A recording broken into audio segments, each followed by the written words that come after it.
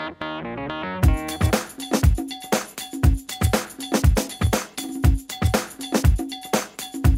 and welcome to the FriFunShow. I'm Aloe Fun. It's a show that I talk about news that matters to me and some fun stuff.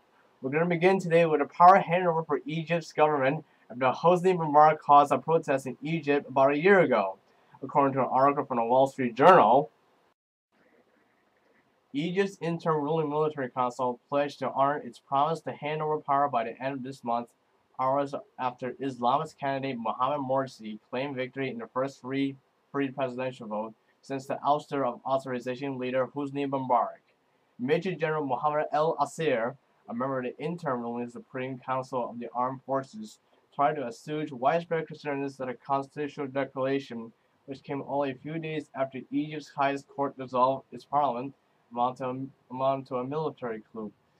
Egyptians awoke on a Monday morning to media reports that the Muslim Brotherhood, Mohamed Morsi, was poised to win the race for Egypt's presidency. His powers were dramatically diminished by the constitutional declaration. Mr. Morsi's supporters danced in the streets throughout downtown Cairo after he claimed victory in a pre-dawn news conference on Monday morning, yelling, "Free revolutionaries will complete the journey and down with the military rule," where Mr. Morsi has won 52.5% of the vote versus Mr. Shaki's 47.5%, with nearly 98% of the polling stations counted, said a Morsi campaign spokesperson, in which his claim to victory was based on his own party tally of votes. They say they observed being counted. Now, I find it a good thing that the Muslim Brotherhood president is being elected, other than that some kind of president party that Hosni Mubarak was in. Because if people elected that guy, whoever is in like Hosni Mubarak's party, Egypt would have been worse. However, the military requested the elections the results of the election to be postponed, which would result in Egypt citizens to protest on the streets for like a little while. But seriously, enough about that. We need to get to some Google news. In some weird censorship news, Google reports there is an alarming rate of government censorship, according to an article from the PC World. In addition to the censorship issues with Google, there's also issues with private videos, where Google additionally blocked MP3 converter websites where users converted YouTube videos to media files. Generally, when Google shows up in the news regarding information being exposed on the web, it's about privacy issues and concerns that too much data is being stored or distributed by the internet giants. It's also possible that in some cases, Google may not be displaying enough information. About 2 years ago, Google started posting data on its transparency report, which includes real-time traffic information, along with requests from individuals, companies, and governments to surrender data and requests to have sites or information removed from Google search or from YouTube. Requests from users to remove sites is monitored in real time, but the data government takedown request is only updated every 6 months. While we might expect certain strict regimens like China or Thailand to police the internet in this way, Google says it's not necessarily the case. A post on Google's public policy blog explains the most recent data. Google notes that the rate of such requests continues to climb and warns of the negative impact of the trend. It's alarming not only because free expression is at risk, but because some of the requests come from countries you might not suspect. Western democracies not typically associated with censorship. When it comes to court orders demanding information, Brazil leads the way, followed by the United States and Germany. Broken down by other government requests, not court orders, India and South Korea can't come out on top, but the United States, Brazil, and Germany are right behind them. The Google blog post claims that regulators in Spain asked that 270 search results linked to articles or posts about public figures to be removed. It also says in Poland we received a number of requests from a public institution to remove links to a site that criticized it. Google doesn't comply with every request that comes in, and it didn't comply with a request from Spain or Poland. Nevertheless, there are hundreds of such claims that Google has complied with. Privacy online is certainly a big deal, but in my opinion, censorship is a bigger issue. Censorship is a very slippery slope. In addition to the censorship issues with Google, there's also issues with Google with pirate videos, where Google additionally blocked MP3 converter websites where users converted YouTube videos to media files. On Tuesday, Google sent a message to YouTube/mp3.com regarding security issues. Philip, without a last name, wrote something on YouTube to MP3 converter blog, stating Google is accusing YouTube/mp3 converter for threatening people's safety and forced them to shut down service as requested by Google. Additionally, Philip also mentioned Google is making an attempt to change 200 million people who uses YouTube MP3 converter and say converting a YouTube video into MP3 is legal in certain countries, allowing creating ebooks without the author's permission and stealing headlines from online news websites such as CNN and ABC News for Google News. That is for Google from the creation of ebooks to steal of news, but that's not true. They get permission from authors, and they take the news what they think is what's important, and they give the user the source. In some cases, Philip without a last name, the owner of YouTube MP3 converter, does not believe Google is playing fair. But the YouTube spokesperson said that YouTube takes violations of the term very seriously and will continue to enforce terms of service against sites that violate YouTube's rules, including YouTubeMP3converter.com. Or basically you type it YouTube/mp3.com, which is a site for YouTube to MP3 converter. There's a lot of news dealing with Google this week. Not only the censorship and the issues with YouTube MP3 converter. There's another news that has nothing to do with censorship, but has something to do with languages that are about to never exist again. Google will be working with universities and linguistic organizations to document 3,500 languages that will no longer exist in 100 years under the name of Endangered Languages Project, where it will use technology including Google Maps, YouTube, and Google Groups to enable people to contribute to their own recording, accessing, and sharing samples of endangered languages. In addition to universities and linguistic organizations, 29 organizations, including Museum of Cherokee Indian and CBC Radio, collaborated on the project and the information of the language provided by two universities, which are the Eastern Michigan University and University of Hawaii and Manoa. There's a statement, according to Computer World, the world has approximately 7,000 languages, and about half of them could disappear within a century, according to the project website. With every language that dies, humanity is in danger of losing enormous cultural heritage, the site stresses.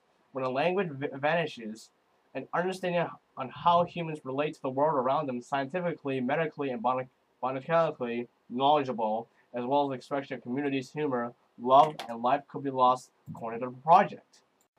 In some technology news, Microsoft wrote a document on the new Xbox 720 and Kinect 2. According to an article from MSNBC, Microsoft is working on the next incarnation of the Xbox. Of course, what the yet-to-be-revealed machine will look and play like remains the source of much speculation, rumor, and anticipation. And that speculation, rumor, and anticipation went boom this weekend when a document supposedly outlining Microsoft's plan for its next game machine was leaked online, revealing plans for a more powerful Xbox 720 that makes use of an improved Kinect device as well as augmented reality glasses. This 56-page document purporting to be a roadmap for the next Xbox for the year 2015 made its way onto the document sharing site Scrib.com over the weekend. If this document is to be believed, and there are good reasons why it both should and should not be believed, then the next Xbox will launch during the holiday season in 2013 for $299.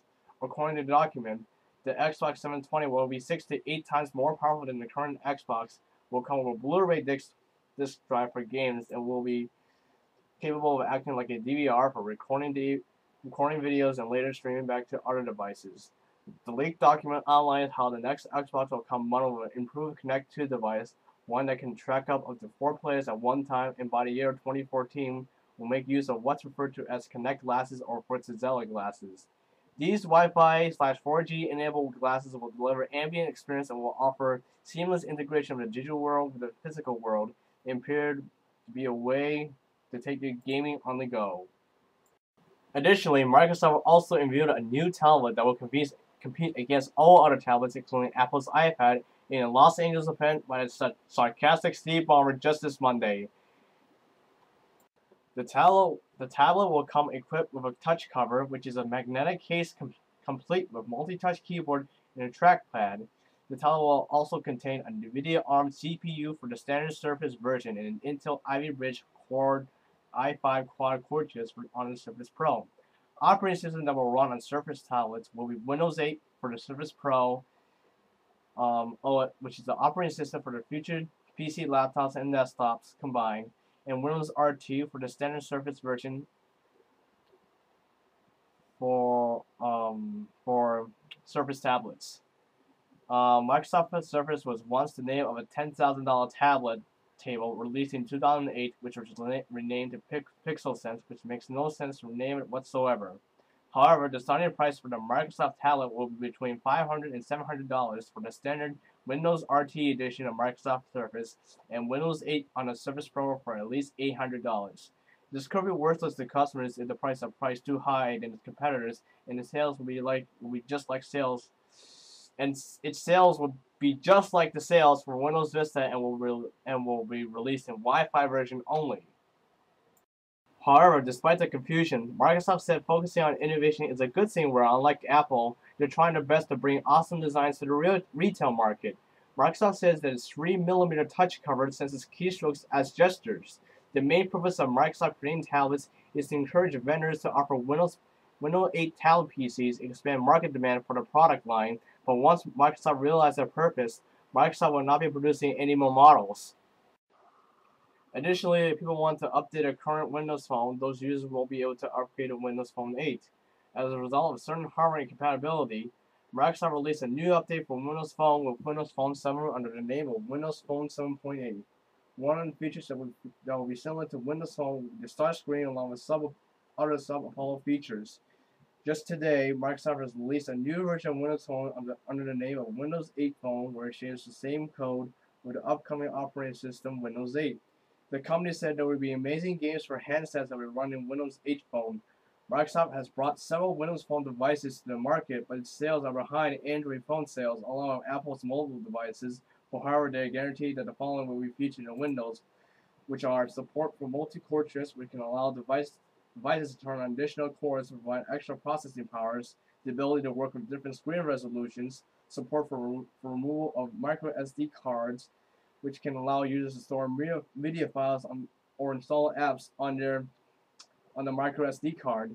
New Wallet app allowing the phone to act as a credit card and a membership card combined, just like the iPhone iOS 6 is supposed. There's also built-in maps for Nokia's Navtech with GPS functionality, start screen that can be customizable